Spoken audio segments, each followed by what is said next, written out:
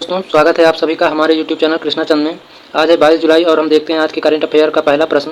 भारतीय तटरक्षक के 25वें महानिदेशक कौन बने हैं? तो इसका सही उत्तर है ऑप्शन ए राकेश पाल भारतीय तटरक्षक के 25वें महानिदेशक के रूप में नियुक्त किया गए हैं और वह जनवरी 1989 से भारतीय तटरक्षक बल के साथ हैं।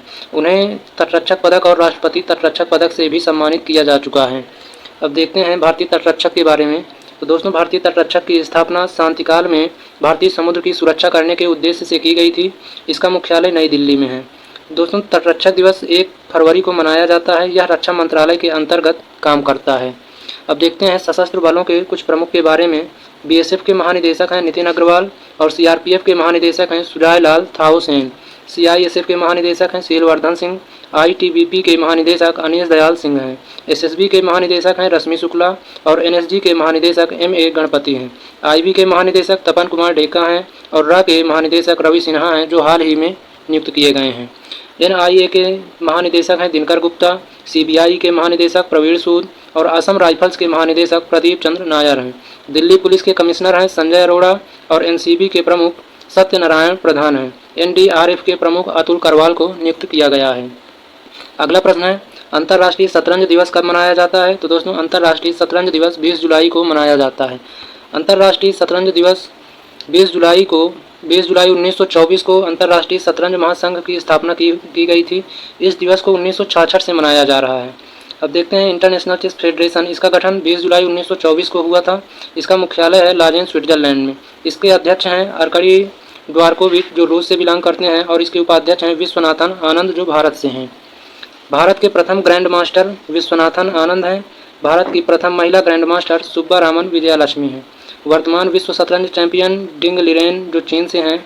और देखते हैं शतरंज शब्दावली rank check checkmate gambit stalemate bishop pawn grand master knight pieces castle और एलो रेटिंग ये शतरंज के कुछ इंपॉर्टेंट शब्दावलियाँ हैं। अब देखते हैं जुलाई माह में जो प्रमुख दिवस मनाए गए हैं। 1 जुलाई को भारतीय स्टेट बैंक की स्थापना दिवस और 1 जुलाई को ही चिकित्सक दिवस मनाया जाता है। 1 जुलाई को चार्टर्ड अकाउंटेंट दिवस भी मनाया जाता है और 1 जुलाई को माल और सेवा कर जीएसटी दिवस भी मनाया जाता है जो इम्पोर्टेंट है। 1 जुलाई को राष्ट्रीय डाक कर्मचारी दिवस भी मनाया जाता है। 2 जुलाई को विश्व खेल पत्रकार दिवस और विश्व यूएफओ दिवस मनाया जाता है। 3 जुलाई को अंतर्राष्ट्रीय प्लास्टिक बैग मुक्त दिवस मनाया जाता है। और देखते हैं 4 जुलाई को संयुक्त राज्य अमेरिका का स्वतंत्रता दिवस। 6 जुलाई को विश्व जूनोसिक दिवस। 7 जुलाई को विश्व किस्वाहिली भाषा दिवस और 10 जुलाई को नेशनल फिश फार्मर्स डे दिवस मनाया जाता है। 11 जुलाई को विश्व जनसंख्या दिवस और 12 जुलाई को मलाला दिवस मनाया जाता है। 12 जुलाई को विश्व पेपर बैग दिवस भी मनाया जाता है। 14 जुलाई को फ्रांस का राष्ट्रीय दिवस मनाया जाता है और 14 जुलाई को ही अंतर्राष्ट्रीय सार्क जागरूकता दिवस भी मनाया जाता है। 15 जुलाई को विश्व युवा कौशल दिवस और 16 जुलाई को विश्व सर्प दिवस। 17 जुलाई को अंतर्राष्ट्रीय न्याय दिवस तथा विश्व अंतर्राष्ट्रीय न्याय दिवस भी 17 जुलाई को मनाया जाता है। 18 जुलाई को नेल्सन मंडेला अंतर्राष्ट्रीय दिवस मनाया जाता है और 22 जुलाई को राष्ट्रीय आम दिवस मनाया जाता है। अगला प्रश्न है QS best student cities 2024 ranking में मुंबई की रैंक क्या है? तो दोस्तों मुंबई की रैंक 118 है। क्यूएस क्वाक्वेरेली साइमंड्स ने क्यूएस बेस्ट स्टूडेंट सिटीज़ का 11वां संस्करण हाल ही में जारी किया है। मुंबई को क्यूएस बेस्ट स्टूडेंट सिटीज़ 2024 में रैंकिंग में छात्रों के लिए सर्वश्रेष्ठ भारतीय शहर के रूप में स्थान दिया गया है। इसकी वैश्विक रैंकिंग गिरकर 118 हो गई है। मुंबई के बाद दिल्ली है जिसकी रैंकिंग 132वीं है और बेंगलुरु की रैंकिंग 147 है। दुनिया भर में छात्रों के लिए जो सबसे सही स्थान है वह है लंदन। अब देखते हैं क्यूएस वर्ल्ड जो टॉप 10 में है स्टूडेंट के लिए। पहले नंबर पर है लंदन जो 2023 में भी पहले स्थान पर था और दूसरे स्थान पर है टोक्यो जो 2023 में 7वें स्थान पर था और तीसरे पर है सियोल और चौथे पर मेलबोर्न है और 5वें स्थान पर मुनिच, 6वें पर पेरिस, 7वें स्थान पर सिडनी, 8वें पर बर्लिन और जूरिच हैं और 10वें स्थान पर बोस्टन है। देखते हैं अब 2023 के प्रमुख सूचकांक में भारत की रैंक क्या है। हेनले पासपोर्ट इंडेक्स 2023 में भारत की रैंक 80 है और ग्लोबल यूनिकॉर्न इंडेक्स 2023 में भारत का स्थान तीसरा है। सर्वाधिक एआई निवेश रैंकिंग 2023 में भारत का स्थान 5वां है। भारत के सबसे अमीर मुख्यमंत्री 2023 में जगन मोहन रेड्डी जो आंध्र प्रदेश के हैं और 2022 में दुनिया का सबसे व्यस्त हवाई अड्डा इंदिरा गांधी इंटरनेशनल एयरपोर्ट नई दिल्ली का 9वां स्थान है। देखते हैं अगला प्रश्न एनी अवार्ड से किसे सम्मानित किया गया है? इसका सही उत्तर है ऑप्शन सी थलप्पिल प्रदीप को एनी अवार्ड से सम्मानित किया गया है। आईआईटी मद्रास के प्रोफेसर थलप्पिल प्रदीप को ऊर्जा और पर्यावरण में वैज्ञानिक अनुसंधान के लिए प्रतिष्ठित एनी अवार्ड मिला है। एनी पुरस्कार क्या है? 2007 में स्थापित किया गया था इसे, और 3 श्रेणी में एनर्जी ट्रांजिशन, एनर्जी फ्रंटियर्स और उन्नत पर्यावरण समाधान के लिए यह दिया जाता है। एनी एक वैश्विक ऊर्जा कंपनी जिसका मुख्यालय रोम में है, इसी के द्वारा एनी अवार्ड्स को प्रायोजित किया जाता है। अब देखते हैं कुछ महत्वपूर्ण अवार्ड्स के बारे में। Grand order of the chain of the yellow star Suriname नाम से जो दिया जाता है, द्रौपदी मुर्मू को मिला है। और 57वां जो है ज्ञानपीठ पुरस्कार दामोदर मौजो को। अंतर्राष्ट्रीय बुकर पुरस्कार जॉर्जी गोस्पो डिनो को जो बल्गेरिया से हैं। और Chevalier de la Legion d' Honneur N Chandrasekaran को दिया गया है। भारत रत्न डॉक्टर अंबेडकर अवार्ड योगी आदित्यनाथ को दिया गया है। अगला प्रश्न है, कौन सा राज्य 2024 में फिल्म फेयर पुरस्कारों के लिए 69वें संस्करण की मेजबानी करेगा? सही उत्तर है ऑप्शन डी, गुजरात। गुजरात 2024 में फिल्म फेयर पुरस्कारों के 69वें संस्करण की मेजबानी करेगा। यह पहली बार होगा कि गुजरात फिल्म फेयर पुरस्कारों की मेजबानी करेगा। अब देखते हैं फिल्म फेयर पुरस्कार। फिल्म फेयर पुरस्कार एनुअल अवार्ड्स है। यह पुरस्कार हिंदी फिल्म इंडस्ट्री के लिए दिए जाते हैं। इसकी शुरुआत 1954 से की गई थी। अब देखते हैं 68वें फिल्म फेयर पुरस्कार 2023 में सर्वश्रेष्ठ अभिनेता राजकुमार को दिया गया है, और सर्वश्रेष्ठ अभिनेत्री में आलिया भट्ट को दिया गया है। सर्वश्रेष्ठ निर्देशक संजय लीला भंसाली को और सर्वश्रेष्ठ सहायक अभिनेता अनिल कपूर को फिल्म फेयर पुरस्कार 2023 दिया गया है। और सर्वश्रेष्ठ पुरुष पार्श्व गायक अरिजीत सिंह को, सर्वश्रेष्ठ गीतकार अमिताभ भट्टाचार्य को और लाइफ टाइम अचीवमेंट पुरस्कार विजेता प्रेम चोपड़ा को दिया गया है। अगला प्रश्न है, डॉक्टर ओम प्रकाश कौल द्वारा लिखित राग प्रकाश नामक पुस्तक का विमोचन किसने किया है? सही उत्तर है ऑप्शन बी, हिमाचल प्रदेश के सीएम सुखविंदर सिंह सुक्खू ने डॉक्टर ओम प्रकाश कौल द्वारा लिखित राग प्रकाश पुस्तक का विमोचन किया है।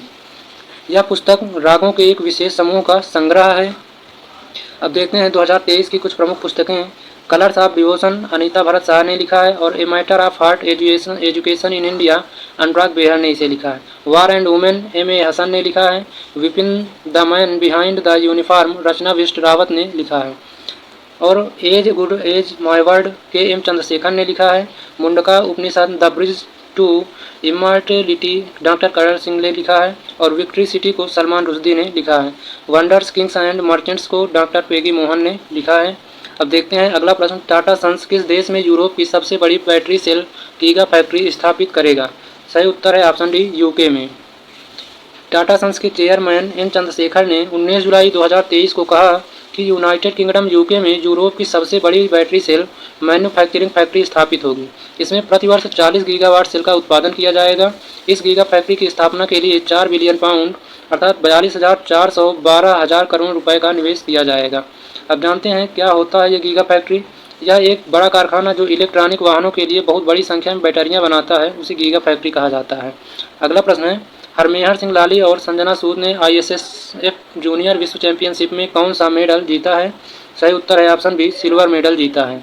निशानेबाज में भारत ने कोरिया के चांगवोन में ISSF जूनियर विश्व चैंपियनशिप के चौथे दिन एक रजत पदक जीता है।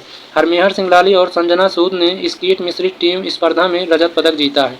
अभी तक भारत ने इस प्रतियोगिता में 4 गोल्ड मेडल और 4 सिल्वर मेडल तथा 3 ब्रॉन्ज मेडल जीते हैं। देखते हैं ISSF के बारे में। इसकी स्थापना 1907 में की गई थी। इसमें कुल 150 सदस्य हैं। इसका मुख्यालय म्यूनिक जर्मनी में है। इसके अध्यक्ष हैं ल्यूसियानो रासी। यह शूटिंग के क्षेत्र में विश्व की सबसे बड़ी संस्था मानी जाती है। अगला प्रश्न है, किस भारतीय बैडमिंटन खिलाड़ी ने सबसे तेज बैडमिंटन हिट करने का गिनीज वर्ल्ड रिकॉर्ड बनाया है? सही उत्तर है ऑप्शन सी, सात्विक साईराज रंकी रेड्डी ने। भारतीय बैडमिंटन खिलाड़ी सात्विक साईराज रंकी रेड्डी ने कोरिया ओपन 2023 के दौरान बैडमिंटन में सबसे तेज हिट का नया गिनीज वर्ल्ड रिकॉर्ड बनाया है। सात्विक साईराज रंकी रेड्डी का स्मैश 565 किलोमीटर प्रति घंटा की अविश्वसनीय गति तक पहुंच गया है। इससे पहले मलेशियाई खिलाड़ी टैन बोनो हेवोंग का 1 दशक पुराना रिकॉर्ड टूट गया है, जिनकी गति 493 किलोमीटर प्रति घंटा थी। अब देखते हैं अगला प्रश्न, जून तिमाही में भारत के कुल आयल मेल निर्यात में कितने प्रतिशत की वृद्धि हुई है? तो 19% की वृद्धि हुई है। वित्तीय वर्ष 2023-24 की पहली तिमाही के दौरान भारत का कुल आयल मेल निर्यात सालाना आधार पर 19% बढ़ा है। भारत वनस्पति तेल का दुनिया का दूसरा सबसे बड़ा उपभोक्ता है। दक्षिण Korea, Thailand, Bangladesh, Taiwan Bharat से प्रमुख खाद्य तेल के खरीदार हैं। देखते हैं आगे अर्थव्यवस्था से संबंधित करंट अफेयर। ADB ने चालू वित्त वर्ष के लिए भारत के वृद्धि दर के अनुमान को 6.4% पर कायम रखा है। और RBI के अनुसार भारत का विदेशी मुद्रा भंडार बढ़कर 596.280 अरब डॉलर के पार हो गया है।